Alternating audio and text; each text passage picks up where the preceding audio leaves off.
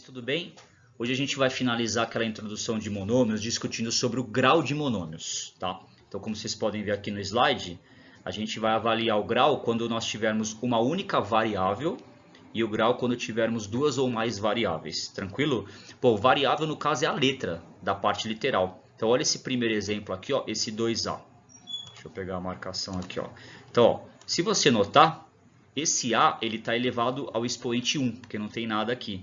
Então, simplesmente eu vou considerar esse expoente 1 e afirmar que esse monômio aqui é de primeiro grau. Ou seja, vai ter uma relação direta com o valor do expoente e o grau do monômio. Olha aqui no caso ó, do 6. X elevado a 3. Então o expoente aqui é 3. Então você vai ter uma relação direta com o 3 do expoente e o grau do monômio. Então esse monômio aqui, ó, x3 ao cubo, ele é de terceiro grau. O 2a é de primeiro grau. Então quando for uma variável, é bem tranquilo, ó. Basta você olhar para o expoente da variável e ele automaticamente já determina o grau do monômio. Tranquilão? Beleza?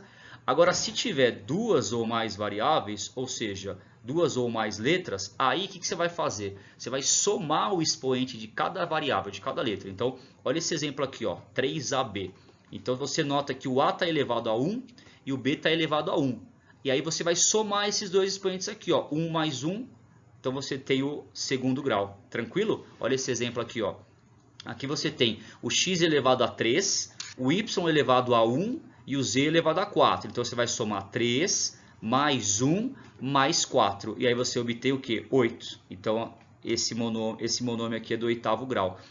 Tranquilo então? Então vamos repetir. Ó. Quando for uma única variável, uma única letra, o próprio expoente da variável já determina o grau.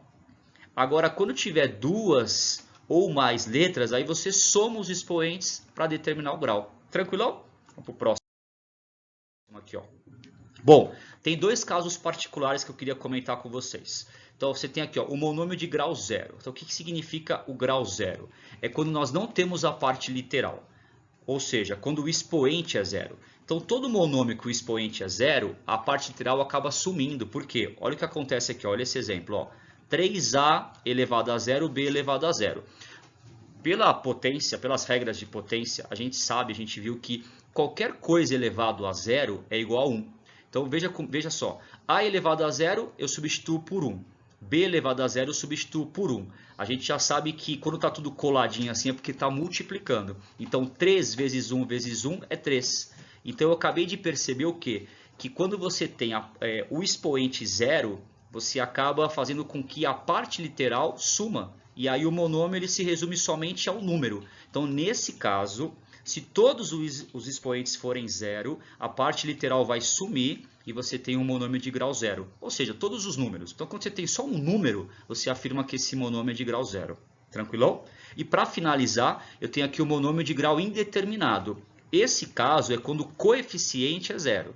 O que seria o coeficiente? Lembra? Coeficiente é o número que está multiplicando a parte literal. Nesse caso aqui, ó, nesse monômio, o coeficiente é o 3. Já nesse caso aqui, o coeficiente é zero. E aí, dentro de um produto onde um dos fatores é zero, a gente sabe que vai zerar tudo, né? Então, olha esse exemplo aqui, ó, 0, x quadrado, y cubo. Ou seja, esse zero, como está multiplicando as letras, ele vai zerar. Então, o resultado final é zero, que é um monômio nulo. E o que acontece com o monômio nulo? Eu tenho um grau indeterminado. Tranquilão, então? Gente, só isso para completar, para a gente analisar o grau dos monômios. Se você teve dúvida, volta no vídeo, tenta assistir de novo. Se a dúvida persistir, comenta, que na medida do possível a gente vai te ajudando e respondendo as suas dúvidas aí, tá bom? Obrigado, gente, até a próxima aula.